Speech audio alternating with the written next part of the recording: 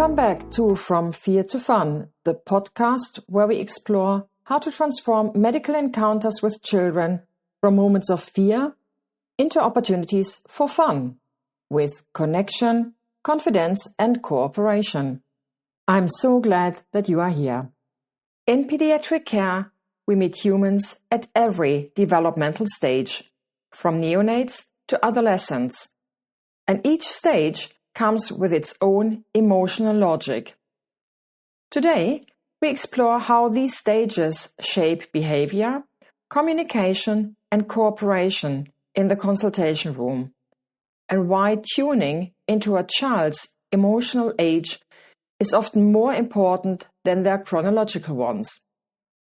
We are all born narcissists. It sounds provocative, but it's true.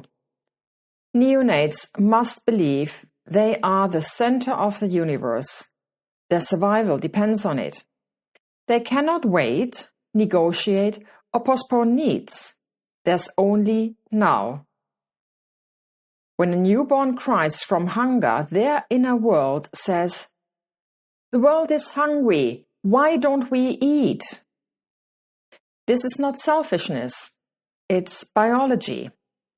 Total dependence is normal. Immediate needs are normal. Being the center of the universe is normal. And most of us grow out of this stage eventually. Toddlers are egocentric explorers. Toddlers live at the center of their expanding universe. They explore, conquer, and test boundaries. They expect to be the star of the show.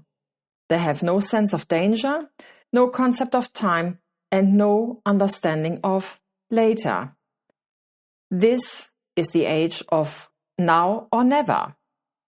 Tantrums are a language, because it's frustration without the tools to express it. They hear no more than any other world. Toddlers are still dependent, but now they experience limits. Limits feel unfair. Their emotional world is intense, immediate, and loud. Preschoolers experience friendship and belonging outside the home. As children enter preschool age, their world expands beyond the family. They discover companionship, shared joy, and belonging. They experience my group and not my group. This is the age of first friendships, the first people that they are willing to compromise for. They begin to negotiate. They begin to wait for rewards and to understand that others have needs too. But they also begin to notice differences. And differences create the first crack in the social world. Who is like me? Who is not? And how do I relate to them? The emotional palette becomes richer and more complex. School-age children are competitors in a ranked world. School introduces a new emotional reality: comparison. For the first time, children are publicly ranked. Their achievements are measured against peers. Praise becomes scarce, and criticism hits hard. Children at this age often compensate for their perceived weakness. They cling to strength to prove their worth, and they define themselves against others. Potentially, they retreat into their group, and they might fight for recognition. School children are hungry for acknowledgement and very vulnerable to labels. A single word like lazy or slow can become a part of their identity. At the same time, they become more capable of negotiation, planning, and weighing options. But emotionally, they are still quite fragile. The adolescent, the anti-authority identity builder. Teenagers are in the middle of a neurological renovation project. their brains are rewiring, their identities are forming, and their emotions are intense. As they struggle to tell a positive story about their identity, they often define themselves by what they are not. I'm not like them. I'm not a child. I'm not doing what you tell me. Authority becomes suspicious. Parents lose influence. This especially because teenagers know the flaws and the facades that parents build about themselves. So why should they trust them? Rules feel suffocating. Teenagers strive for independence, even when they are not ready for it. They want to be untouchable, cool, and unaffected. But when illness strikes, their coping strategies collapse. Suddenly, they must rely on the very adults they are trying to push away. And this creates a unique emotional tension in the consultation room. After all these different phases, we hope that we mature to adulthood. Adults who cooperate in a negotiated world. Emotional adulthood is not about age, it is about perspective. A mature adult can tell their story positively. Adults should be able to recognize their strengths and limitations, and they should understand when to seek help.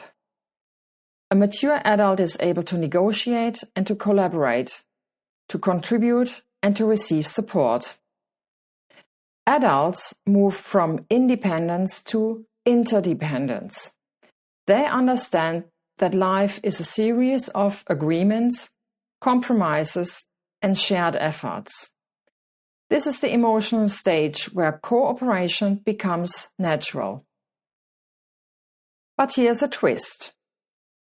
Emotional maturity does not always match chronological age. We meet adults who behave like neonates, narcissistic. We meet adults who behave like toddlers, egocentric. We all know the adult who is an ongoing competitor, fighting at every corner, or the adult who behaves like an adolescent, resisting cooperation and fighting for independence. But as we meet them in our clinics, our task is not to judge them, but to tune into their emotional age. Because emotional age determines how they hear us, how they react, how they cope, and how they might cooperate. When we match our communication to their emotional stage, everything becomes easier. In a nutshell, emotional maturity develops in stages, from narcissist to egocentric, to companion, to competitor, to independent, and finally interdependent. Each stage shapes how children understand the world and how they respond to us. Chronological age does not guarantee emotional maturity. In pediatric care, we often need to tune into the parent's emotional age as well as the child's. When we meet people where they are, not where we expect them to be, we move from fear to cooperation and eventually to fun. Thanks for listening to From Fear to Fun. Next time, we will move from the phase of respect, where we establish a mutually shared language with the patients, to engage, the phase where we actually get started with the outpatient encounter. And the scene begins before the parent and the child enter the hospital. The first episode describes the design of the invitation letter to the appointment. Until then, remain curious, offer connection, and keep moving from fear to fun.